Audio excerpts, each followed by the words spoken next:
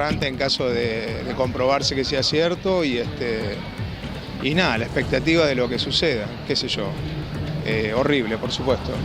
Cuando llegó al lugar, ya de madrugada, conversaron, él le contó lo que vivía con su madre, mientras Rago, Jay Mamón, le convidaba marihuana y le convidaba alcohol. Ya no tiene un problema jurídico. El tema no tiene un problema. Él tiene un problema más que nada ético, moral, laboral. Un mayor de edad que le está dando a un menor de edad esto que marca acá: marihuana y alcohol. Cuenta Lucas en el expediente que él nunca había consumido ninguna de esas dos cosas, ni marihuana ni alcohol, y que él aceptó la marihuana y el alcohol porque quería gustarle al mayor, a Rago, pero pronto empezó a tener sueño. Indicó que en un momento dado Rago, Jay Mamón, se acercó al sillón donde él estaba sentado, se besaron, se acariciaron. Dado que él estaba muy cansado, Jay Mamón le ofreció ir a la habitación, donde luego se quedó dormido. Hasta que todo esto deriva en lo que deriva siempre, en esto. En el inicio de una relación oficial de noviazgo. Se pusieron de novios. Un menor con un mayor. Un menor con un mayor, o invierto el orden. Un mayor se pone de novios con un menor. ¿Esto está prescrito? ¿Se terminó? ¿Se esfumó por el paso del tiempo la acción penal? ¿Qué interrumpe los plazos de prescripción? ¿Hay manera de que esta causa sea reabierta? No sé si reviste una opinión o un análisis, ¿viste? En el sentido de que no es objeto de opinión algo que es, en el caso de ser cierto, deleznable o repudiable, sí, un asco, no sé, un asco, eso. En el caso de ser cierto, un asco, sí.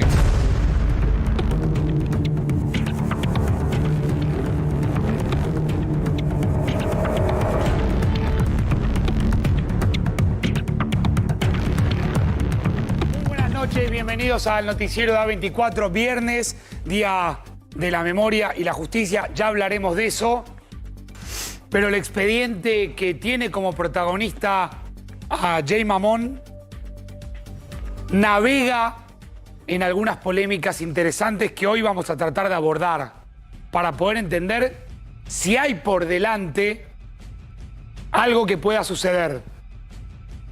Si hay efectivamente por delante algo que pueda de repente reabrir este expediente, que me hubiera gustado mostrarlo, que ahora lo vamos obviamente a recorrer, como lo hicimos ayer, con detalles muy interesantes. Porque la conmoción que generó esta noticia, que tapó un poco la conmoción que ya había generado la noticia que lo tenía como protagonista, entre otros, formando parte de una banda, a Marcelo Corazza, productor de Gran Hermano, el programa de mayor audiencia de Telefe. Hay una polémica que se está dando entre los juristas alrededor del caso Jay Mamón que tiene que ver con esto que lees acá. ¿Está prescripto el delito? ¿Hay chances de reabrir este expediente?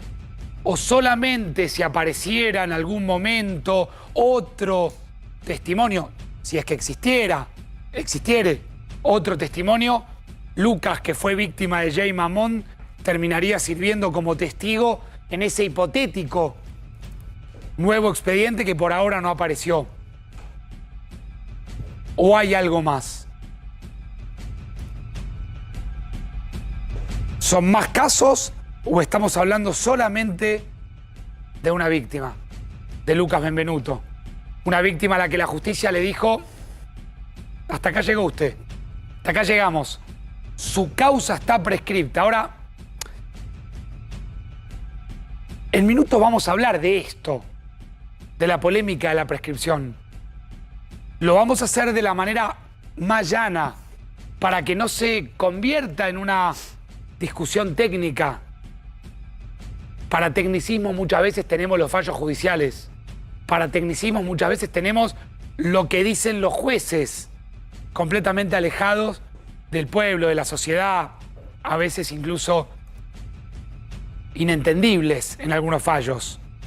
Son personajes ilustrados, letrados, formados. Hoy vamos a tratar de explicarte qué es lo que pasa cuando una acción penal se termina, prescribe. ¿A partir de qué momento prescribe una acción penal? Esto es lo que se viene discutiendo en las últimas horas. Pero a partir de este momento, 19:37, yo podría cambiar acá una palabra, que es la palabra de la prescripción, que te la venimos explicando. Hay acciones penales que prescriben por determinadas maneras, quiere decir que se terminan. La acción penal se termina, por ejemplo, cuando una persona muere, pero yo quiero... Ahora voy a volver acá. Pero quiero recorrer un camino que hasta el momento no se está discutiendo. ¿Qué es el camino de la calificación legal? ¿Qué es eso? Me dirás vos. Es lo que habitualmente o popularmente se conoce como ¿qué carátula tiene esta causa? La carátula de esta causa, lo veíamos ayer cuando yo les mostraba el expediente, que si me lo acercan estaría bueno para poder marcar algunas cosas. Ese expediente tiene una calificación legal. Esa calificación legal es la de abuso sexual agravado por haber sido cometido con acceso carnal. La pregunta que yo me hago esta noche ¿es el único delito que se cometió? Por supuesto, cualquier posibilidad de otro delito también seguramente estaría atravesada por esta polémica, que es la de la prescripción. Quiere decir, yo puedo insistir con que para mí estuvo mal calificada esta causa. De una u otra manera, mal calificada, bien calificada. Yo creo que debieran haber investigado todo lo que Lucas le contó a la justicia por más delitos. Voy a la pantalla grande a explicar. ¿Cuál fue el delito denunciado? ¿Cuál es el delito que aparece en el expediente todo el tiempo? Porque es el único delito por el cual se termina discutiendo la prescripción. Es el de abuso sexual agravado por haber sido cometido con acceso carnal. Artículo 119, párrafo 3 del Código Penal, que tiene de encontrar culpable al imputado una escala penal de 6 a 15 años de prisión.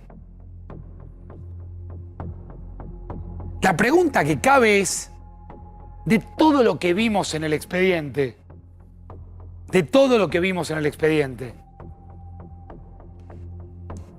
¿es el único delito que se cometió? O cuando parábamos en algún momento a leer que había un mayor suministrándole droga a un menor, ¿no hay allí una conducta, como se dice en términos de derecho penal, reprochable por el Código Penal? Siendo mayor, ¿alguien puede suministrarle drogas a un menor? ¿No es un delito eso? ¿Qué pasó ahí con la Fiscalía? ¿No lo vio? ¿Creyó que también estaba prescripto? ¿Por qué no lo asentó? ¿No hay en alguna de las cuestiones que fuimos leyendo, por ejemplo, el delito de corrupción de menores? Ahora vamos a explicar qué es el delito de corrupción de menores, porque claro, si el fiscal no se involucraba, no avanzaba la investigación, era muy difícil de probar la corrupción de menores. Pero, ¿es el único delito? ¿El delito de abuso sexual agravado? ¿Se agrava obviamente por el acceso carnal? Quiero repasar algunos detalles. Me avisan ustedes cuando quieren ir al expediente, me van avisando más o menos por dónde me llevan. Fíjense. ¿No hay acá en el testimonio de Lucas Benvenuto detalles que hubieran ameritado a que la justicia por lo menos calificara de una manera distinta este hecho? Mirá, mientras Rago, Jay Mamón, le convidaba marihuana y alcohol, haciendo constar que él nunca había consumido ninguna de esas sustancias y que las aceptó porque quería gustarle, pero pronto empezó a tener sueño. ¿No hay acá otro delito? Alguno podrá decir, y bueno, pero ¿cómo lo probás? Tendrías que haber... Pero esto ni siquiera lo vieron en la fiscalía. No lo incorporaron. La calificación de esta causa, la carátula, como popularmente la llamamos, es la de abuso sexual agravado por haber sido cometido con acceso carnal. No hay un delito de suministro de droga a un menor previsto en la ley que lo describe obviamente de manera muy concreta, o el delito se ve agravado porque le suministra... No está claro cuando uno lee esas 20 páginas donde la justicia le pone punto final al calvario de Lucas Benvenuto, ¿por qué motivo no se pudo avanzar? Ahora vos vas a ver detalles de a partir de qué momento prescribió esta historia. Pero yo te dije, o me preguntaba, ¿no hay otros delitos? ¿No hay, por ejemplo, suministro de droga a un menor? ¿No hay corrupción de menores? Miraste esta parte del expediente. Cuenta la víctima que cuando arribó había un chico mayor de edad, quien le dijo que quería presentarle a un amigo al que le gustaban los pendejitos como él, y que lo identificaba obviamente como Juan Martín Rago, Jay Mamón, por lo que le dio su número telefónico, comenzando a hablar inmediatamente. ¿Qué es o qué interpreta el Código Penal? Es la corrupción de menores. ¿Qué describe el Código? Ustedes saben que muchas veces se cree que el Código Penal es difícil de entender o de leer y es facilísimo. Es un compendio de artículos que describen conductas a los cuales se les encuentra una pena si es que se las cometiere. Por eso quiero poner directamente qué es lo que dice el Código Penal respecto a la corrupción de menores. Artículo 125 del Código Penal. Indica que el que promoviere o facilitare la corrupción de menores de 18 años, aunque el que, mirá, ponelo de acá porque dice, el que promoviere o facilitare la corrupción de menores de 18 años, ¿sí?, aunque mediare el consentimiento de la víctima, será reprimido con reclusión o prisión de 3 años. Pero la pena será de 6 a 15 años de reclusión o prisión cuando la víctima fuera menor de 13 años. Y hay un último párrafo, que es el que yo quería apuntar.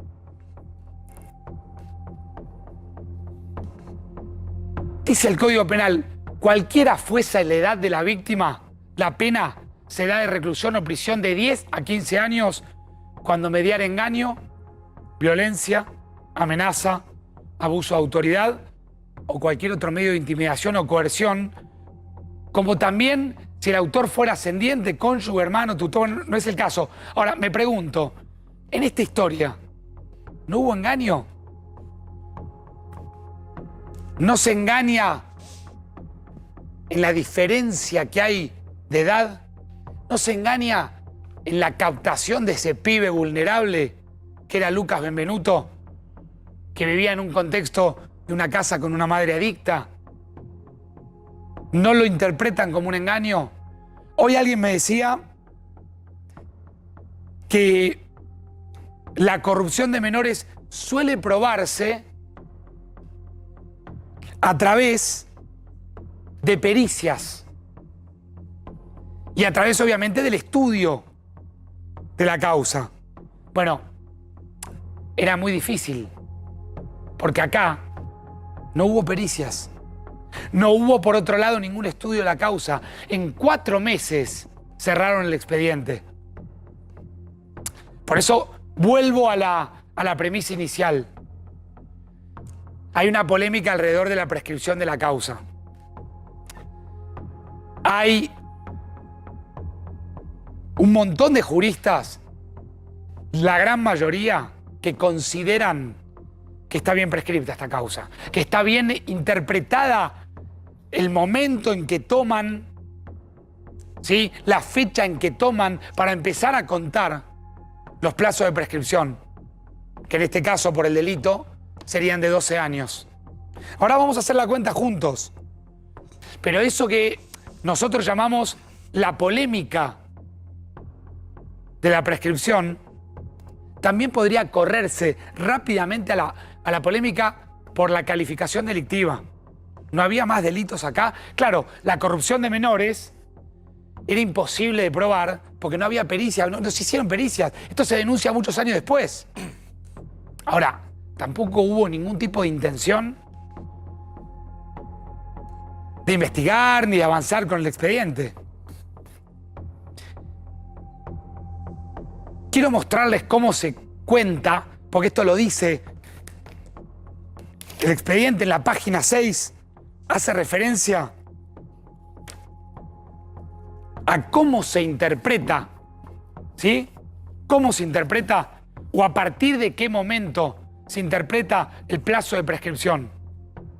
Y en minutos, si ya lo están armando, va a venir el doctor Marcelo Chumbita, que es abogado penalista, para discutir sobre el plazo de prescripción.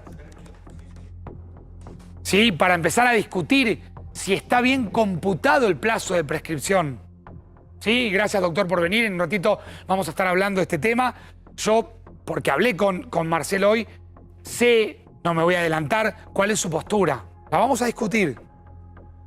Para mí esta causa va a servir para, entre otras cosas, discutir el plazo de prescripción está bien tomado en cuenta. No hay nada que la víctima ya pueda hacer. ¿Y está bien la calificación delictiva que tomaron en esta causa? ¿O podrían haberle incorporado los detalles que acabamos de mencionar? La corrupción de menores, el suministro de drogas a un menor. Ahora lo vamos a discutir. Hay dos datos que quiero apuntar y paso al expediente. Los hechos que se están investigando acá, ¿sí?, habrían tenido lugar, es decir, el delito o el supuesto delito o el presunto delito habría tenido lugar durante el año 2006. No está claro bien cuándo, porque claro, como la víctima denuncia mucho tiempo después, es vago el recuerdo, seguramente haya algún elemento, un mail que pueda probar, que pueda ponerle, porque para empezar a computabilizar el plazo, inevitablemente se le tiene que poner una fecha al presunto delito, sino desde cuándo computabilizás. Generalmente lo que técnicamente se dice es, se comete un delito desde la hora 0 posterior a cometido el delito, se empieza a computabilizar el plazo de prescripción. Acá el expediente, y ahora lo van a ver, toma dos datos, ¿sí? Volvemos un minutito y ahí voy acá. Toma el dato de que habrían tenido lugar durante el año 2006 y es importante tomar el dato de qué edad tenía Lucas. Fundamental. Lucas nace el 16 de septiembre de 1922. Por ende, no 22, ¿qué dije? 22, perdón. No 22. Por ende, cabe esta pregunta que vas a ver ahora. Que es la pregunta que se tiene que hacer, digamos, que se hace en el dictamen fiscal y que se hace después el juez. ¿Cómo se computa la prescripción? Doctor Chumbita, ¿cómo le va? Buenas noches. Buenas noches, gracias por invitarme. Gracias por estar acá. ¿A partir de qué momento se empieza a computar para empezar a tomar en cuenta si un hecho está prescripto o no? Hay dos cuestiones que tenemos que tener en cuenta. Las causas antes del 2011 tenían 12 años para que la víctima pudiera hacer la denuncia. En el 2015, 2014 hubo dos leyes, la famosa ley Piazza, que le estuvo hoy contando, y que le daba la posibilidad a que el menor, como en este caso, lo esperara la justicia hasta que cumpliera la mayoría de edad a los 18 años. A partir de ahí empezaba a computarse la prescripción.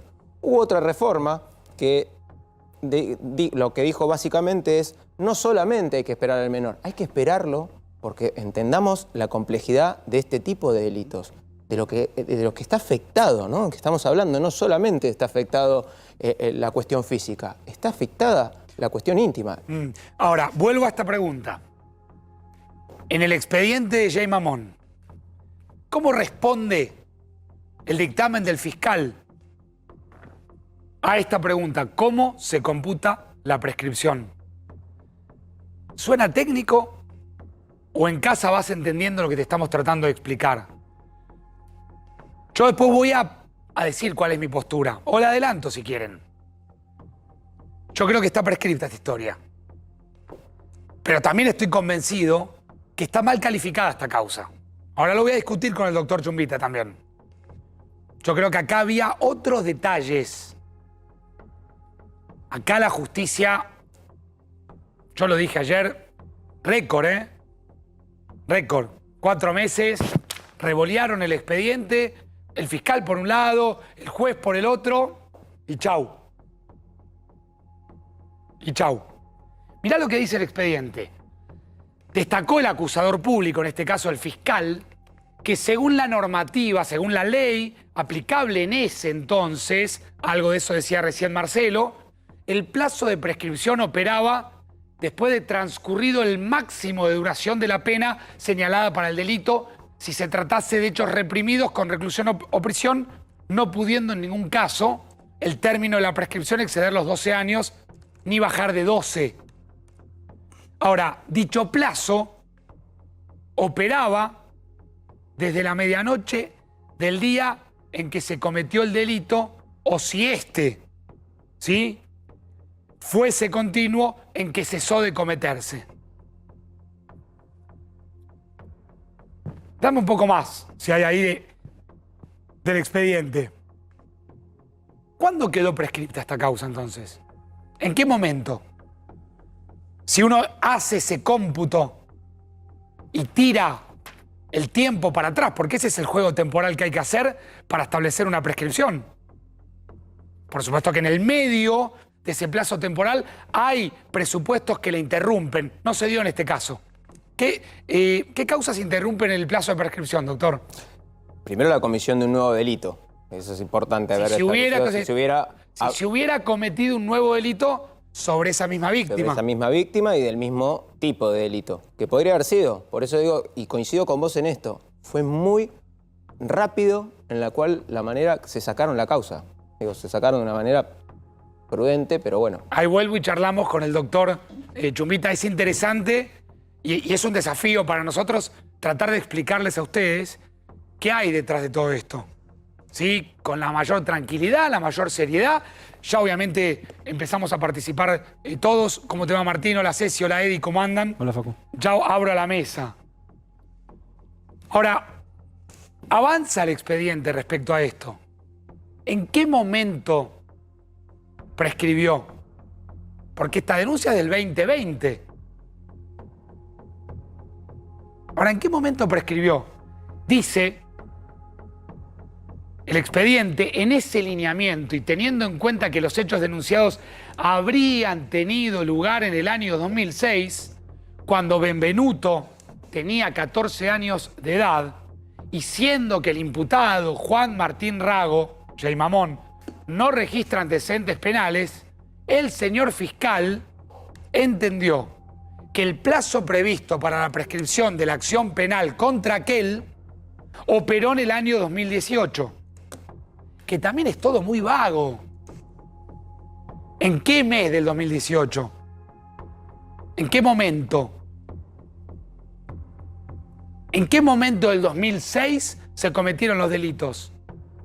¿No hubiera sido más serio, señor fiscal, profundizar un poco más para que no aparezca una ventana temporal tan vaga, tan amplia? Claro, para profundizar un poco más, ahora vuelvo a esto, deberían haber trabajado, había que ponerse a laburar, citar testigos, ver, pedir algún elemento probatorio. ¿O hubo una intención de no hacer nada? Porque yo creo, señor fiscal, señor juez, yo creo que está prescripto el delito. Adelanto mi posición. No me atrevo a decir que está bien prescripto. Está prescripto el delito. La acción penal está prescripta. Ahora, me hubiera gustado, por la seriedad de ustedes, sean un poco más precisos en lo que investigaron, si es que investigaron. ¿Cuándo fueron los delitos? ¿Pudieron establecer en qué momento fue el abuso sexual agravado por haber sido cometido con acceso carnal? ¿Tan difíciles de probar eso? La fecha, no el delito, la fecha. Para poder establecer en el calendario, tal día del 2006 se cometieron estos presuntos delitos, con lo cual tal día del 2018, 12 años después, cesó la acción penal, prescribió. No lo hicieron. Como tampoco les importó ver la posibilidad de ampliar la acción penal, la calificación delictiva. Ahora lo voy a discutir con el doctor Chumbita.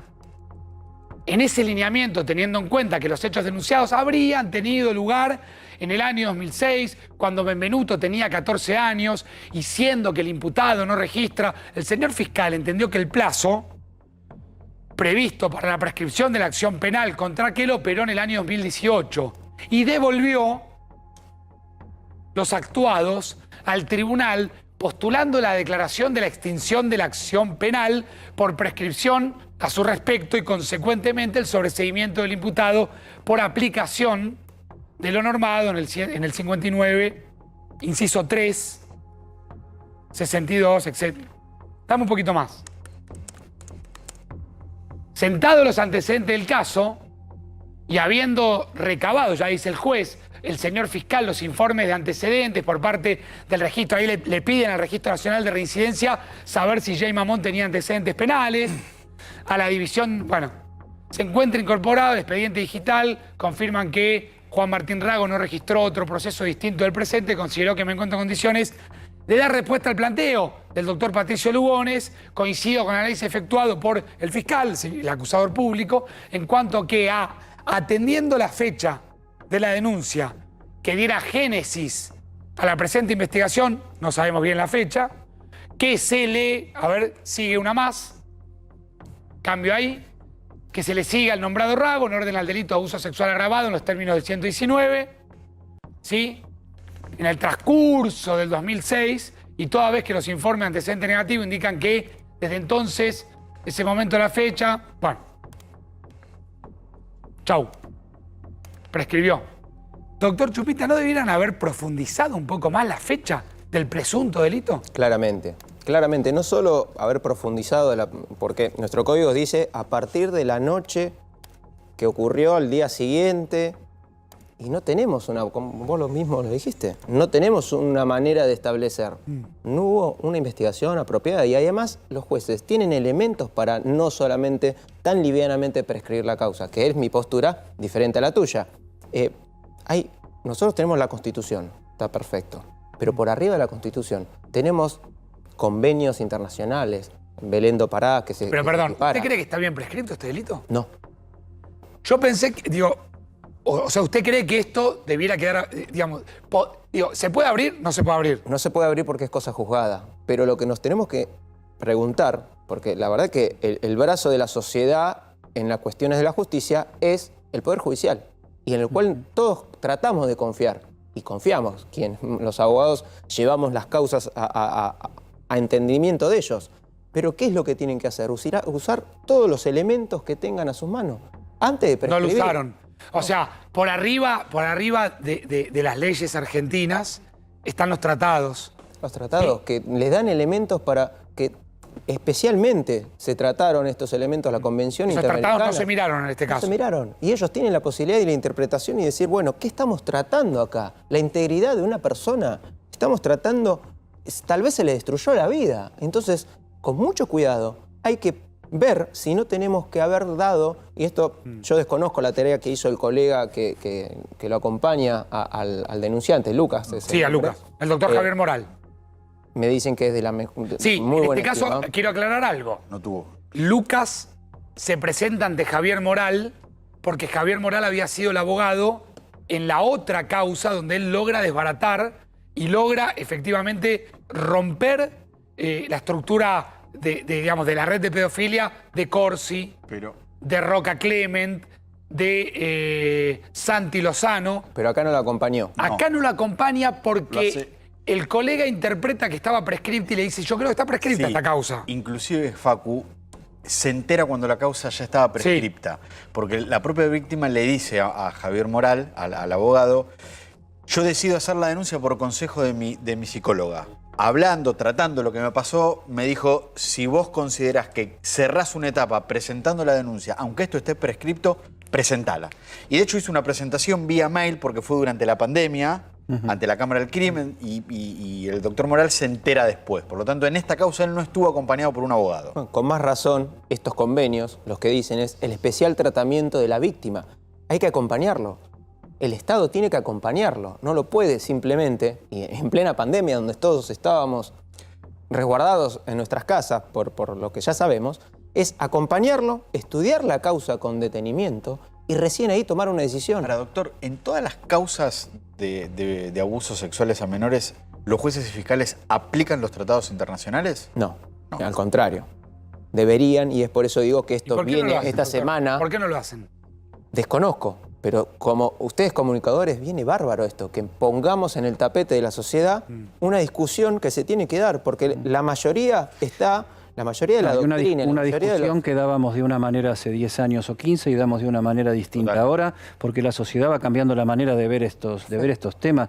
Yo coincido, Chumita, con lo que vos decís del tema de la cosa juzgada, pero que en este caso la cosa juzgada es la cosa no juzgada.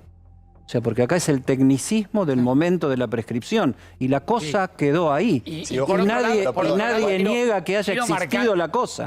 No, nadie lo niega, no lo niega ni siquiera. De hecho, ni el propio acusado. Jay Mamones habla de una extorsión. Quiero marcar algo. Y lo voy a escuchar a Fernando Burlando, que está presentado en este expediente como abogado de Jay Mamón. Pero quiero ir hasta cámara un minuto, ¿sí? Para marcarles algo porque me parece que es muy importante. Esta fecha, 18 de diciembre del 2020.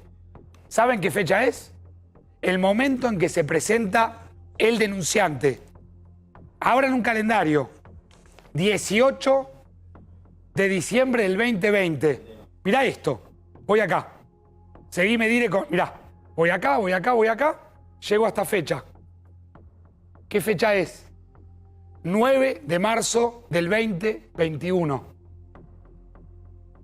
A mí me resulta por demás escandaloso que lo hayan cerrado en 4 meses. Con la feria en el medio.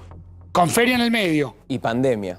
Feria y pandemia. Quienes litigamos en pandemia sabemos que fue tremendo impulsar y empujar cualquier expediente. Digo, es récord. Tiempo récord. A ver, pensá, Facu, que es un análisis casi de escritorio, Ahora yo digo, ver la fecha, ver la ley y decir que está prescripto. De cómo es el procedimiento y qué papel juega cada uno de los actores en un procedimiento penal. Me parece que la actitud de prescripción es más de un juez, de haber visto después de un tiempo una cantidad de elementos y poner eso, que de un fiscal, que es el que debe ir al asunto del delito en sí. O sea, el fiscal es el primero que ve la fiscal causa. Nos representa a nosotros. Por eso, el fiscal es el primero que ve la causa. Un fiscal es el que cuando llega una denuncia dice, esto es delito, no es delito, está prescripto, me corresponde, lo investigo o no, y es el que le dice al juez qué hay que hacer.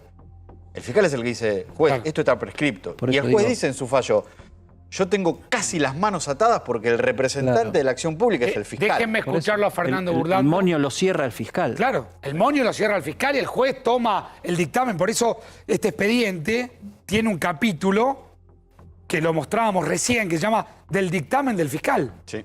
Y todo el tiempo el juez está tomando referencia a lo que el acusador público dice. Genio. No ¿quién olvidemos es? que es un delito de acción privada. Entonces yo tengo, o sea, el Estado recién interviene cuando voy a hacer la denuncia. Y es así, como dicen Sí. acá tus compañeros, el fiscal toma la rienda, es el representante del Estado Sí. para salvaguardar ese derecho que tiene la víctima. Sí, el fiscal de la causa es el doctor Patricio Lugones. Bien, doctor. 3 meses y medio. Es el mismo fiscal que está en la causa Corazza. Bueno, Eso. Ah, pero pará, este es un dato que no teníamos, es decir, Patricio Lugones es el fiscal de la causa Corazza. Y es el que está impulsando las detenciones y las medidas, sí. O sea, el mismo fiscal que, datazo Ceci, el mismo fiscal que cerró en 3 meses y medio durante la pandemia con la feria en el medio. Digo, esto no me deja mentir porque están las fechas. 18 de diciembre del 2020 se impulsa la denuncia. 9 de marzo del 2021 se cierra.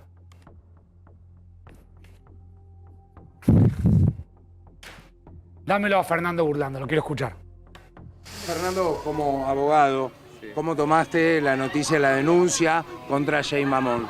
Es un día para esperar, para evaluar todas las campanas y después que la gente, en definitiva, con su opinión, juzgue, ¿viste? Así es la opinión pública. ¿Te llamó para que lo representes? No hay motivo. Pero No hay acá hay un derecho que colindan el de la víctima o una presunta víctima a decir lo que le pasó y la persona acusada a defenderse y a decir cuáles son las pruebas, me estás haciendo un daño, y ese es el camino que tomó Jay. ¿Vos qué le aconsejarías de ser su abogado? Que me parece que él ya no tiene un problema jurídico. El tema no tiene un problema, él tiene un problema más que nada ético, moral, laboral, porque seguramente él trabaja en una empresa donde el compliance es algo que está muy presente, entonces seguramente toman decisiones las empresas, sobre todo que tienen este tipo de procedimientos, que tienen que ver con esto, con continuar, no continuar, con detenerse, con suspender. ¿Cómo viste el posteo de defensa de Jay? Fundamentalmente hay que esperar que la gente juzgue y evalúe. Jay tiene muchos antecedentes que hablan muy bien de su persona, así que esperemos. Gracias. Este programa comenzó con este título que ustedes ven acá. Polémica por la prescripción. Yo lo amplío, me peleé un poco con la producción hoy, poquitito nomás. Polémica por la calificación delictiva también. Y alguien me acaba de decir, o se acaba de preguntar, ¿qué hubiera pasado si el requerimiento de la causa hubiera sido distinto? Es decir, no se tomó en cuenta el suministro de drogas al menor, que está claramente relatado por el menor. Tampoco se tomó en cuenta la idea de la corrupción de menores. Usted ve acá, doctor, que puede haber, se podría llegar a calificar, o la corrupción de menores solamente se encuentra si uno hace pericias. Ese es el problema. Ni siquiera se perició a la víctima. Digo, faltan elementos. Por eso es que yo sostengo que esta causa está mal prescripta. Faltan elementos. El fiscal, criterio obviamente mío, no realizó las tareas que mínimamente tiene que hacer. ¿Por qué hacen eso? Insisto, estábamos en pandemia. Ni siquiera podíamos ir a los escritos. ¿O porque estaba Jay Mamón en la causa, doctor? Gran pregunta. Quiero también aclarar A ver, algo que Ceci. Lucas fue peritado, tuvo una pericia psicológica en lo que es la causa contra Sandy Lozano y la de Roca Clement. Y la pericia demostró que no mentía, que todo lo que decía era cierto. Y esto es muy importante porque no fabula. Sumamente importante lo que plantea Cecilia, que acaba de contar que el doctor Patricio Lugones, quien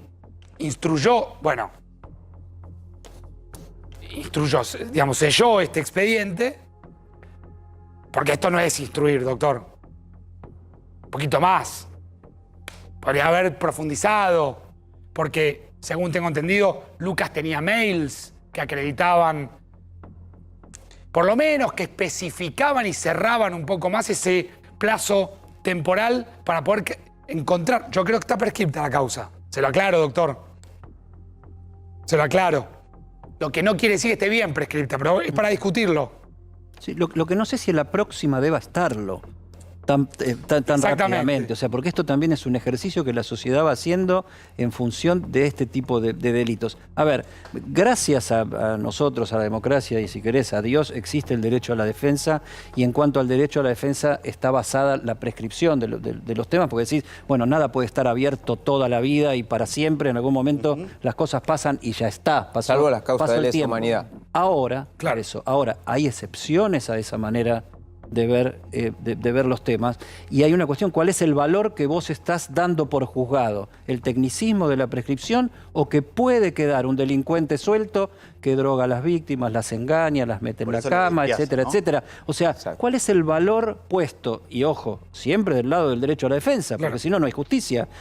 Pero Ahora, Cecilia daba en la tecla con algo, porque yo en las últimas horas lo que hice fue volver a otros expedientes donde Lucas también fue denunciante. Dijimos antes, Corsi, Roca Clement, Roberto Santi Lozano. Yo los había recorrido en su momento, y esto lo venimos contando, esos expedientes. Lo que hoy fui a buscar fue la pericia psicológica. Esto que hacía referencia a Cecilia. No hay un solo elemento que indique que Lucas es un fabulador o que haya mentido. No hay indicio de mendacidad en nada. Así lo dicen las pericias, Ceci. Exactamente, por eso mismo se dieron las condenas, aunque estén todos en libertad en este momento. Pasó algo muy particular, que pocas horas antes de que explotara este escándalo, en un evento, no tengo bien claro quién por ahí, si Juanpi, si saben bien qué evento es, un evento público donde había muchos famosos, un estreno de una peli, Después vino el casamiento de Lizzy. En la red carpet de una peli, que se estrenó el lunes, estaba invitado Jay Mamón, como muchos otros famosos. Ya había explotado el escándalo de Marcelo Corazza. Entonces, Guati, nuestro compañero de Intrusos, le pone el micrófono, como hace 1000 notas ahí. ¿Qué pensás de Corazza? ¿Qué estamos hablando? De que en esta semana, digo esto también porque es impresionante la avalancha de escándalos que a veces vivimos. A ver, venimos de un inicio de semana donde aparece detenido el productor o uno de los productores que a su vez había sido el primer ganador del formato más exitoso de la televisión argentina. ¿Se acuerdan? Porque parece que, como que estoy hablando de algo que pasó hace 20 años. Pasó esto el domingo, la noche, lunes. En el marco de ese cimbronazo, repito, meten preso al productor del programa más exitoso de la televisión argentina, que va por su temporada número 20 y pico, que a su vez había sido el primer ganador. Está preso por corrupción de menores. A las pocas horas, producto de que a veces uno empieza a buscar testimonios, busquemos a alguien que haya sido víctima de... Aparece Lucas Benvenuto en el programa de Karina Mazzocco. Hoy hablé con Karina, que obviamente se ve en su cara el nivel de sorpresa cuando Lucas Benvenuto dice en primera persona: yo fui víctima de una red de corrupción de menores. Y es indignante, dice Lucas, ver cómo el librero que me violó y que me esclavizó tiene la librería abierta. Y ver cómo hay un conductor de... Claro, la cara de Karina... se transformó. Se transformó. Lo paró. ¿Cómo? Un conductor... Sí, un conductor que también es músico. No había dudas. Ahora, por esas horas, una cámara de televisión, un micrófono, con Guati, nuestro querido compañero, va a la red carpet de una película. ¿Y quién pasa caminando? Entre los famosos, pasa uno, otro, una película que dicen que es muy buena, pasa uno, otro, pasa caminando Jay Mamón. Jay, lo para Guati. Lunes. Jay Mamón dice esto, escúchalo. ¿Qué te pareció todo lo que pasó con la detención de Marcelo Corazza? Y estuve viendo un poquito ahora a la tarde, como todos ustedes, siguiendo minuto a minuto también porque hay como novedades siempre, o sea, a medida que aparece una noticia, aparece una novedad. Así que expectante como todos, obviamente, no sé si amerita una opinión, ¿viste? Sorprendido. Y sí, sorprendido por supuesto, aberrante en caso de comprobarse que sea cierto y nada, la expectativa de lo que suceda, qué sé yo, horrible por supuesto. Sí, es muy difícil, sobre todo para los que trabajaban con él, ¿no? Porque él estaba en la producción de Gran Hermano, estaba también en el debate. Para todos, estos casos son terribles para todos, para la sociedad, así que eso, pero sobre todo expectantes, todos. Sí, me parece un espanto, pero te vuelvo a decir, no sé si reviste una opinión o un análisis, ¿viste? En el sentido de que no es objeto de opinión algo que es, en el caso de ser cierto, deleznable o repudiable, sí, un asco, no sé, un asco, eso. En el caso de ser cierto, un asco, sí. Claro que no es objeto de opinión. Por eso yo muchas veces me desespero cuando no tengo esto en la mano. Por más que lo critique, ¿eh? Porque esto no es, acá no estamos en una mesa de café opinando. Estamos relatando denuncias, hechos. ¿Sucedieron? ¿No sucedieron? Y me quedo pensando algo que decía Eddie. No hay nadie, ni siquiera Jay, que haya dicho esto no pasó, ¿eh? De hecho, esta causa no se cierra por inexistencia de los hechos. Yo voy mañana y digo que Martín me afanó la computadora. Y la van a empezar a investigar, buscan cámaras. No está el hecho, señor, usted está loco. Me harán una pericia. Acá nadie discute eso. Aún así, fuimos con Cecilia a buscar la pericia. A ver si este pibe fabula. El denunciante no fabula. No fabula. Nadie niega los hechos. No solo el descargo que hace Jay Mamón, donde no solo no niega el hecho, sino que hay, poneme por allí un tuit que hoy alguien rescató buscando seguramente tuits viejos, ¿sí? Donde él dice, anoche soñé que Julieta, no sé quién es, venía a mi casa y se iba, acto seguido aparecía Lucas, mi ex. Y todo lo que estás leyendo ahí, ¿por qué soñé esto? Se pregunta. Mirá, Lucas, mi ex. ¿Qué fecha es? Diciembre de 2011. 2011. Cuando vos volvés al expediente, Lucas cuenta que se siguió viendo mucho tiempo más con Jay. ¿Se acuerdan que allá les mostrábamos que aparecían con el paso del tiempo convirtiéndose en novios? O sea, no solamente nadie cuestiona la inexistencia de los hechos, sino que Jay le agrega otro delito, que es el presunto delito de extorsión por parte de Lucas Benvenuto, delito que no fue denunciado. Delito que no fue denunciado. Si hacemos el cálculo, lo teníamos por acá, el cálculo de la edad de Lucas. Facu, lo que dice la causa es, al cumplir los 15 años, los encuentros íntimos con Rago comenzaron a hacerse más frecuentes, manteniendo una relación de pareja, ya que pasaba muchos días en la casa de aquel. Se decían que se amaban, se extrañaban, iban juntos de compras, miraban películas sintiendo que era un refugio estar a su lado. 15 años. 15 años. Ahora, si hacemos el cálculo... Hasta los 23 siguió la relación. Me voy a volver loco con el tema de la prescripción, pero teníamos una fecha. Sí, nacimiento, septiembre del 92. 19 años. ¿Está bien lo que estoy diciendo? 19 años. Lucas dijo que hasta los 23 se vieron. ¿Cómo? ¿Cómo, Martín? Lucas dijo que hasta los 23 años de él mantuvo una relación con Jay Mamón. Más o sea que ya era su ex.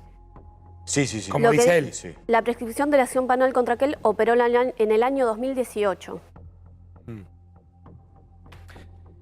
Sobre esto acaba de hablar hace algunos minutos Roberto Piazza. Escúchalo. ¿Qué pasó con Jay Mamón? Habría que preguntarle, no a Jay, habría que preguntarle a la justicia que lo determine. A Jay se le puede preguntar, que es mi amigo y lo admiro como profesional, como... Yo a Jay lo conozco hace años, cuando nadie lo conocía, y él ayudó mucho a mi causa. Eso no significa que no haya cometido una cagada. Que dejen la justicia actúe y que los jueces sean realmente inteligentes, que no hay muchos, ¿eh? No hay muchos. Y me hago cargo. ¿Lo llamaste a Jay? Lo llamé hace unos días, primero para felicitarlo en el programa, mirá qué ironía de la vida. Y ahora lo iba a llamar, pero no te atiende. En todo caso le dejaré un mensaje. No debe estar pasando por buenos momentos, obviamente. ¿Qué le dirías en ese mensaje? Primero que lo lamento tantísimo, haya hecho o no lo haya hecho. Lo lamento igual, porque Jay es amigo mío, no deja de ser amigo mío. No es que lo odie porque hizo eso. No hagas una denuncia pública, sino hacerla en forma privada, pero dice que los medios, que prescribió. O sea, sí, prescribió la ley Piazza 1 de 2011, pero después tenemos la ley Piazza 2 del 2015, la reformulización. Entonces, el juez tiene que dictaminar si eso es veraz, primero si es veraz o no es veraz. No aplican en las leyes, no aplican lo que es la psiquiatría, no aplican lo que es la hipnosis, no aplican nada, aplican lo que dijo lo que dijo la víctima y le aplican lo que dijo el victimario. Bueno, hasta ahí Roberto Piazza, creo que el doctor Chumbita mencionaba la ley Piazza.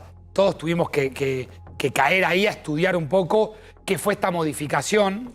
Un breve apunte, ¿qué es la ley Piazza? La ley Piazza es esta cuestión o sea, que él fue uno de los impulsores a través de varios legisladores, que lo que hizo fue fundamentalmente entender que la mayoría de estos delitos ocurren cuando la víctima es menor y no tiene la capacidad de poder hacer la denuncia, no tiene la capacidad ni siquiera de entender lo que le está ocurriendo. Entonces la ley Piazza dice, vamos a darle tiempo hasta que sea mayor de edad, a los 18 años, y a partir de ahí puedo empezar a correr los plazos estos que hablamos de prescripción.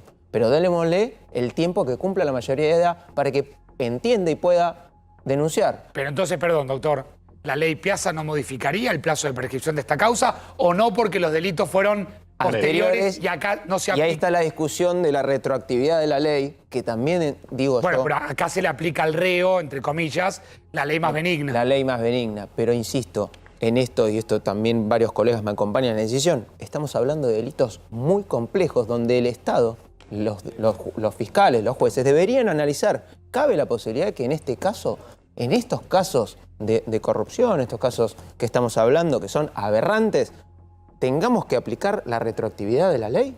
Yo creo que sí. Es una discusión que se tiene que dar el Poder Judicial, es decir, y por eso en estas semanas nos sorprendimos con estos casos que conmueven a la sociedad. Hay que darse esta discusión. Producto de todo lo que venimos viendo durante la semana, Eddie se preocupó mucho por tratar de entender casi en clave forense qué tiene en la cabeza un abusador de menores, qué tiene en la cabeza un perverso, sin ponerle esa etiqueta a nadie, en términos generales. Ahora lo voy a repasar. Veías a Jay Mamón respondiendo ante el micrófono de Intrusos respecto a lo que pasaba con Corazza. Veías a Roberto Piazza. Pero claro, después en el medio aparecía el casamiento de Lizzy Tagliani, donde Jay Mamón estaba invitado. Y ahí fue la expectativa periodística. Y hubo varias opiniones de muchos de los que estuvieron invitados allí. Mirá. Jota, ¿cómo recibiste la noticia de la denuncia? Fatal, desde todo lugar. Desde el lugar de las víctimas, desde el lugar de los responsables, desde el lugar también de escuchar a cierta gente que vos decís, ¿desde qué lugar habla? Horrible, no, de esto no puede salir nada bueno, nada, para nadie. muy doloroso. Lo que te causa impacto también que vos lo conocías. A todos conocíamos, a todos, porque ahora todos van a decir que nadie conocía a nadie. Yo sí lo conocía como todo el mundo. Tanto de Jay como lo de Marcelo me parece espantoso, horrorizada. Jay Mamón es alguien a quien yo quiero mucho, tengo un vínculo con él, o sea, no hablé con él claramente, pero está todo en manos de la justicia. Es un espanto, una mierda. Con Jay tengo una amistad y creo que la justicia lo tiene que aclarar. A mí no me gusta condenar antes de que la justicia se expida. Él negó parte de los hechos y dijo que era víctima de una extorsión por parte de... Si es así es horrible, pero yo en principio siempre le creo a la víctima. La verdad es que recién ahora estuve viendo algo de noticias y bueno, ojalá que sea tenga justicia y se haga justicia como siempre, ¿no? ¿Estaba invitado Jay a la fiesta? Jay estaba invitado a la fiesta, sí. ¿Hablaste con él No, hoy? solamente mandé la ubicación y no quise hablar ni preguntar nada. ¿Cómo recibió la noticia, señora, de lo de Jay Mamón? Muchísimo me impresionó. ¿Le afectó? ¿Qué le pareció esta denuncia a Jay? ¿Te lo conoce? Sí, me afectó muchísimo, porque es amoroso. Pero bueno, la justicia que actúe. ¿Fue apresurado el canal a levantarle, a sacarlo a él del programa? Tuvo 2 golpes muy fuertes el canal. Marcelo, ¿cómo recibiste la denuncia que tiene Jay Mamón? La verdad que primero sorprendido y la verdad que estas situaciones con minoridad en situación de riesgo, hace mucho tiempo que acompaño a instituciones que acompañan a estos niños y la verdad que la justicia tiene que actuar hasta las últimas consecuencias. No tengo amistad con él, desconozco esta causa, pero siempre digo, donde hay abuso de niños, la justicia debe ir hasta el final y las penas deberían ser aún mayores de las que hay. La justicia ya fue hasta el final. Un final que fue una investigación de 3 meses y medio. Determinó que estaba prescripto. Estoy de acuerdo con la prescripción, lo aclaro. Me hubiera gustado, no soy nadie igual, ¿no? Es decir, solamente pongo la lupa en que creo que debieran haber profundizado esta investigación por lo delicada que es. Cualquier investigación es delicada. Pero 3 meses y medio decretan la prescripción con poca claridad. Eddie. Muy puntualmente, porque ahora estamos en el momento del debate público, o sea, una causa prescripta, pero que está en el tope de su difusión y de su debate público. ¿Por qué casos como este generan, por un lado, fascinación, por otro lado, mucho morbo? O sea, acá estamos hablando del eventual lado negro del bueno. Personajes que, lo decíamos en estos días, o sea, personalidades engañosas, muchas veces encantadoras, gente con valores, con discursos políticamente correctos, con ensalzamiento del cariño, etc. La medicina forense a nivel mundial, en un simposio de hace 2 años, trató en Barcelona el tema de los rasgos psicológicos y la personalidad del pedófilo. Participaron médicos, psicólogos, criminalistas de todo tipo para hablar de este tema que no sacude solamente a la Argentina y que ha hecho un gran escándalo, por ejemplo, en las estructuras de la Iglesia Católica a nivel mundial. Sigue haciendo, se revisa todo el tiempo el tema. Totalmente.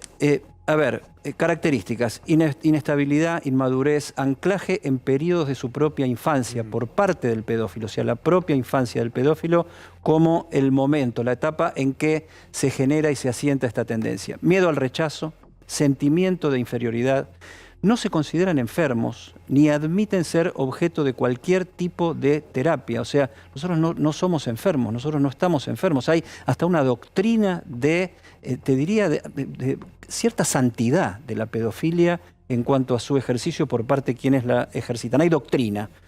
Posibles trastornos narcisistas en los que el niño, o sea, la víctima, actúa como reforzador de la autovalorización del pedófilo, o sea, el niño como objeto de realización por parte de quien se somete a sí mismo y a los demás a este tipo de prácticas. 3 tipologías básicas.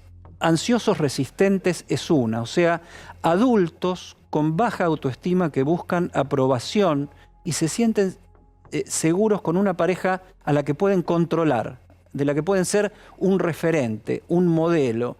Te diría que casi un instructor en el amor y en el sexo, o sea, casi un protector. Es muy raro que un pedófilo esté asociado a actos de violencia como solemos entender la violencia, salvo, por supuesto, el tema de la violencia psicológica, la manipulación y todas estas cosas. Segunda característica, evitadores temerosos, sacó como conclusión este coloquio de criminalistas, o sea, adultos con un fuerte deseo de contacto y mucho miedo al rechazo, por lo que optan por evitar las relaciones íntimas con adultos. O sea, el pedófilo puro, por decirlo de alguna manera, casi que no puede tener relaciones con otra persona que no sean menores, que no sean de estas características. Y después un caso sí, donde puede operar más la violencia ya en adultos de edades más maduras, a los que esta gente, a estos profesionales los llamaron evitadores desvalorizadores, que pueden buscar imponerse, sí, con comportamientos coercitivos, o sea, gente que solo quiere imponer la realización de cierto acto que tampoco siempre es la penetración carnal como acto en sí. Puede haber masturbación, caricias y una cantidad de cosas que no tengan que ver con el acto sexual en sí, pero en esta última tipología,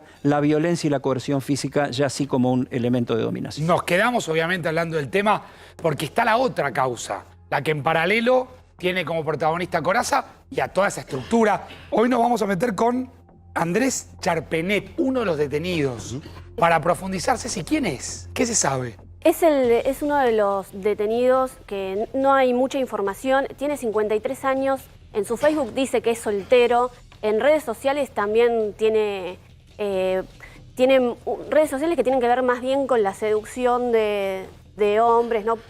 Y también es la persona que en los chats con otro de los detenidos habla de comer chicos. Sí. Cuando hacían como referencia... comer caviar, sí, dicen. Sí. O sea, todo Los el tiempo, compara y con eso comer incluso caviar. está marcado en la causa. Exactamente. Carne de ternera en otro día. Sí. Hacen referencia a distintas maneras de referirse a los menores. Exactamente.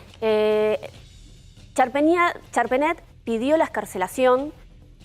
¿Quién se opuso a este pedido de excarcelación? Se opuso el fiscal Lugones, justamente, que estuvimos hablando hace un rato. Y el juez Sarmiento se la acompañó, digamos, el pedido del fiscal. ¿Por qué se la niegan? Se la niegan porque puede entorpecer la investigación, lo mismo de siempre, pero además porque están buscando identificar más víctimas y también a posibles otros integrantes de la organización que no hayan sido identificados todavía y que no estén todavía en lo que es la causa. Acá hay 4 puntos centrales que Cecilia marca, que es cómo se está moviendo la otra causa, que es la causa que lo tiene a Corazza. Sí. Y hay 4 puntos que son interesantes para repasarlos. Sí. Dale. El juez Sarmiento pidió la intervención a la Protex. Esto también lo habíamos discutido en la semana, porque no estaba la Protex, es un caso de trata de personas, bueno. Ahora, si la Protex determina que es un caso de trata, ya hay un problema de jurisdicción ahí. Porque debiera irse al Foro Federal, doctor Chupita, ¿es así? Exacto. Desde el año 2008 que la trata es un delito federal. Exacto. Ahora, ¿no es llamativo que en esta causa sí se investigó, sí se trabajó, y en otra no tanto? No tanto. Bueno, porque no está prescrito para el fiscal o para el juez. Exactamente, porque hay casos actuales. De hecho, bueno, lo que señala es que es una organización que sistemáticamente viene cometiendo los abusos y en la actualidad. También se pidió el resguardo de identidades de las víctimas, pericias sobre celulares y dispositivos secuestrados y pericias de redes sociales de los detenidos, que esto también lo estábamos hablando. Así que bueno, esta causa está avanzando. ¿Está todavía detenido en la alcaldía de tribunales, Corazza? Todavía siguen detenidos, no hay ninguna orden. Se hablaba de un traslado a Ezeiza, Cecilia, en un momento. Sí, bueno, esto lo están resolviendo. Están viendo también qué surge de los teléfonos. Porque el caso de Corazza, en el caso de Corazza, una de las víctimas habla de un solo hecho de 2001. Hay que ver qué sucede con esto. Si Corazza tiene otras pruebas en contra, ¿qué es lo que sucede respecto a su figura? No proporcionó las claves del celular. Sí, eso Corazza también. no permitió que accedieran al celular. Así que hay que hacerlo mediante la pericia de alguno, creo, lo está haciendo Gendarmería. Sí, todavía no llegaron los teléfonos a Gendarmería, lo van a hacer a través de UFED, el dispositivo UFED que con es un software con el que se abren los teléfonos, claro, y se puede acceder a la información. Pero no es de los más seguros, es el problema. Esto que dice Ceci es clave, porque cuando el juez ordena la detención de los 4 acusados, habla de que forman parte los 4 de una organización. Después hay que ver si en la prueba hay para decir que Corazza era parte de la organización o era solo lo que llamamos un consumidor. Ahí va a entrar a jugar si respecto de él el delito no está prescripto por ese solo hecho. Distinto es si forma parte de la organización en otros roles. Recordemos igual que nuestro proceso, o sea, es muy difícil probar en nuestra justicia las asociaciones ilícitas. Es muy difícil probarlo. Así que yo creo que ahí no va a correr, no va a poder caminar lo que hoy el fiscal Doctor, plantea. ¿y usted entiende que en la causa Jay podría haber algo que genere una reapertura o ya no? Yo creo que no, a no ser que la presión que ejercen. En estas cuando hay discusiones dice, bueno, no, los medios muchas veces ponen el tapete. Porque usted me dijo enseguida, no, es cosa juzgada. Es cosa juzgada mal porque, juzgada. porque tiene una sentencia y pasaron los plazos que para poder apelar. Y en esto de que el Estado también no acompañó a alguien que les haya podido explicar a la víctima, mirá que tenés que poner la posibilidad de solo apelar. sin abogado la víctima. Solo sin abogado. Entonces ahí es donde yo digo que habría que examinar, y no sé por tal vez, decir, estuvo mal. Estuvo mal y tal vez haya que ordenar una reapertura y discutir esta cuestión. ¿Quién debería de la ordenarla? ¿La Corte Suprema? ¿Quién debería ordenar? La Fiscalía General debería tomar la causa y decir, bueno, vamos a examinar... Pido reapertura. Primero examinar la tarea que se hizo, como dice Facundo, tan extraordinariamente, tan rápida. 3 meses y medio. 3 meses y medio, en pandemia, con un mes de feria judicial, que igual se dio la Es muy feria llamativo, judicial. a mí me llama la atención. Entiendo que para definir una prescripción, porque el fiscal bueno debe decir, flaco, agarré el calendario, miré, 2006, 2018, 12 años, pum, listo. Yo insisto, Quiero creer, ¿no? mi idealización del fiscal es pulsión por investigar, no por cerrar. O sea, tu por fiscal ideal, Eddie, pero vos... lo que labura y que quiere ¿sabés que saber, de hecho, que quiere saber los hechos. O sea, ¿qué pasó acá? Esto Marcelo lo puede saber más por su experiencia. Los fiscales tienden a ir un poco más del hecho porque son los encargados de investigar. Digo, Claro. fuerzan un poco más las cosas, siempre. Yo coincido con Facundo, el que corre al juez, el que provoca al juez y le dice, trabaja. Pide detención, esta es la famosa pelea, me pedís una detención, y bueno, yo te pido la detención, vos resolvés lo que quieras. Ahora, siempre está en tensión. tratándose de una figura pública y que yo aprecio o admiro como en su rol artístico, me parece que esto es una punta de un iceberg. Es la cara visible de muchísimas, miles de personas y causas que están tramitando en el Poder Judicial. El fiscal podría haberse tomado el trabajo de decir, bueno, esto va a tomar una notoriedad. Era imposible que no saliera a los medios. Voy a estudiar la causa tranquilo. Bueno, tal vez lo hizo. Pero no se ve reflejado en el dictamen. Porque por ahí él estaba convencido de que esto estaba prescripto y no había otra manera de salir de eso. Ahora, ¿hay antecedentes de reapertura de este tipo de causas? ¿Ya cerrada? Que alguien se haya presentado y un tribunal, la corte, bueno, lo vamos a reabrir. No hay antecedentes. Martín, gracias. Doctor Chumbita, muchísimas gracias. Gracias por invitarme, como siempre. No se muevan de ahí en este feriado. Por supuesto que vamos a hablar del Día de la Memoria y la Justicia. Solo quiero apuntar que posiblemente encontremos muchos de los problemas del presente, sobre todo los económicos, sobre todo los estructurales, aquellos que llevan efectivamente a un país que tiene el 50, 40, 30 y pico % de pobres, encontremos muchos de esos problemas del presente en aquel golpe cívico-militar. Sobre todo en lo económico, donde la Argentina puso un pie en la deuda externa y empezaron allí muchos problemas verdaderamente graves. Vamos a hablar con Gustavo Marangoni. Eddie va a plantear algo que, atención, con la figura de Fernando Burlando, porque hay un spot de campaña que lo muestra Burlando con un criminal. Te lo mostramos en minutos, no te vayas.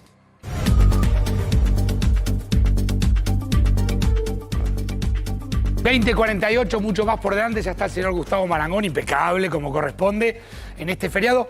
Ya vamos a hablar, ¿sí?, del Día de la Memoria, de los silencios, de las declaraciones, a pensar el nunca más en términos políticos. Ahora me acerco, pero Eddie, tenés algo muy particular de un candidato. Y ese candidato es Fernando Burlando. Fernando Burlando, precandidato a gobernador en la provincia de Buenos Aires por el Movimiento de Integración Federal. Ayer anticipábamos lo que fue el video, el hit de la semana, que es el video de campaña que presentó. La noticia era Burlando en camiseta y en ojotas en la zona del barrio Los Hornos de La Plata.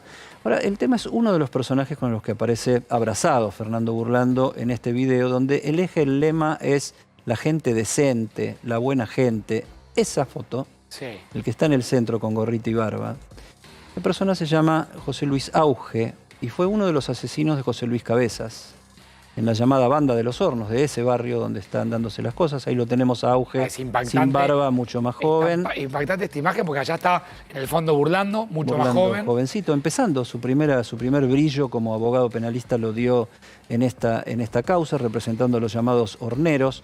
A ver, buen debate. Hoy discutió con un periodista, Juan González, de la revista Noticias, Fernando Burlando, porque le decía, pero vos qué querés que cancelen, vos querés cancelar a la gente. Me parece que no se trata de cancelar a nadie, es dónde ponemos como ejemplo a la gente o no la ponemos como ejemplo. En un spot donde hablamos de decencia, yo no pondría a alguien, por más que haya cumplido la pena, en el caso que la haya cumplido, porque fue muy polémico el cumplimiento de las penas, en el caso Cabeza, 2x1, ida y vuelta, salgo y entro. Pero, a ver, lindo debate. ¿Qué hacemos con los que cumplieron condena, siempre y cuando la hayan cumplido? Bueno, yo creo que toda la integración, todo el apoyo del Estado, toda la contención posible, pero no los convirtamos en ejemplos. No Me con parece un lema que como es buena gente. Decencia. La decencia, los decentes. O sea, si vos perseguiste, secuestraste, golpeaste, mataste de un tiro en la cabeza y prendiste fuego el cadáver y el auto de una persona, digamos que hiciste algo lo suficientemente grave como no aparecer debajo de un cartel que dice decencia.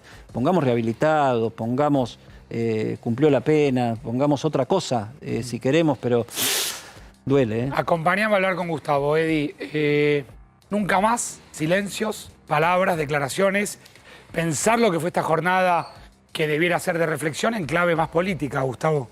Una primera reflexión que a veces uno puede madurar con el tiempo y con los años es que fue oportuno en su momento haber declarado feriado el 24 de marzo para que se pueda conmemorar lo que, no pretendo ser original, no hay por qué serlo, fue el inicio de la noche más oscura de la historia argentina. Para que cientos de miles en todo el país se puedan expresar. Pero entre las palabras que hubo, por supuesto, de recordatorio, de recuerdos hacia las víctimas, hacia los hechos aberrantes, también hubo otras palabras en redes. De hecho, por lo menos hasta hace un rato, eran tendencia, no fueron 30.000.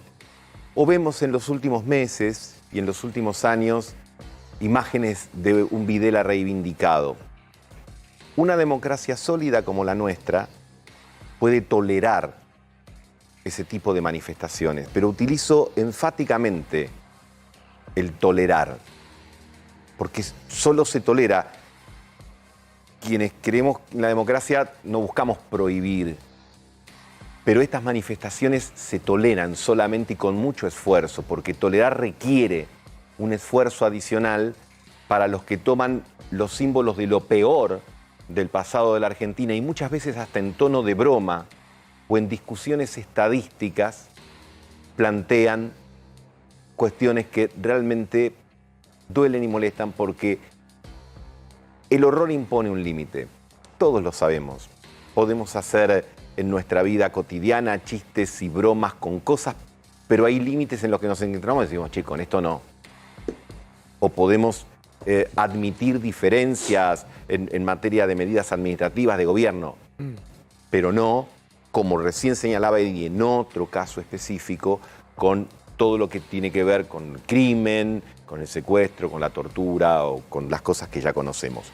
Dicho esto, como marco y como cuadro, vemos ya más en la coyuntura política que afortunadamente buena parte de la dirigencia transversalmente a los partidos políticos manifestaron, inclusive lo hicieron los miembros de la coalición oficialista y opositora, pero en la coalición opositora quizás hubo algunos silencios. Y eso quizás hasta como estrategia y como parte filosófica habría que reconsiderar si es lo correcto. Porque... Déjame decir, Gustavo, algo que digo, adhiero a todo lo que, a todo lo que dijiste, pero me parece que un silencio en el marco de un día tan particular como hoy, que justamente se decreta feriado para que se imponga como una jornada de reflexión, un silencio es muy ensordecedor, es más que un grito, un silencio. Sí, hoy. Para estar, o por lo menos no quisiera yo manejarme con eufemismos, fue en esta misma semana donde el expresidente Mauricio Macri volvió a instalar el concepto del curro de los derechos humanos.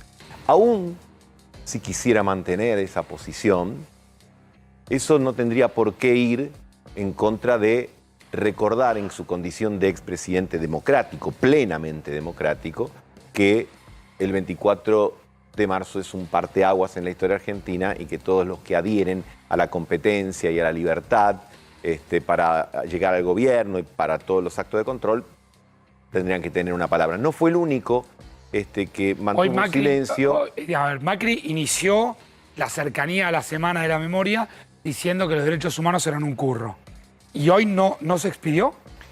No, al menos yo revisé la cuenta de Twitter hace un rato y no encontré, pero hagámoslo porque a veces uno puede... 23 de marzo. Digo, ¿esto es ahora en vivo? Yo estoy ahora revisando las redes. Esto es en vivo. O sea que esto de ayer es el último tuit que tiene. Si no hay una expresión de un expresidente de la democracia respecto al tema del Día de la Memoria.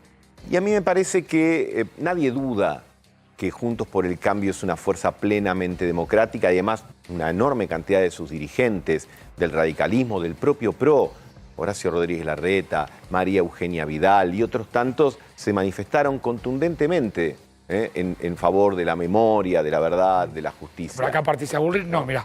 Pero hubo otros que no lo hicieron y quizás yo creo que estos términos, digamos, de entrar en el artefacto político pensando en las elecciones, debiera tener como una suerte de paréntesis. ¿Sabes qué pienso, Gustavo? Que me preocupa aún más. Que entrando, recorriendo un año electoral, dame un minutito antes, pasame un poco por Macri y por Patricia Bullrich, porque a mí lo que me preocupa es, voy a abrirle la pregunta, a ver, Eddie, ¿qué pensás vos? No publicar hoy, o sea, hacer silencio respecto a esto, o decir, o volver con la idea del curro de los derechos humanos, ¿no tiene una lógica electoralista? Y si la tiene, ¿no están tratando de reafirmar o de pescar o de reafirmar votos? Quiere decir que hay mucha gente que piensa como Macri y como Patricia Bullrich en tanto el tema de los derechos humanos.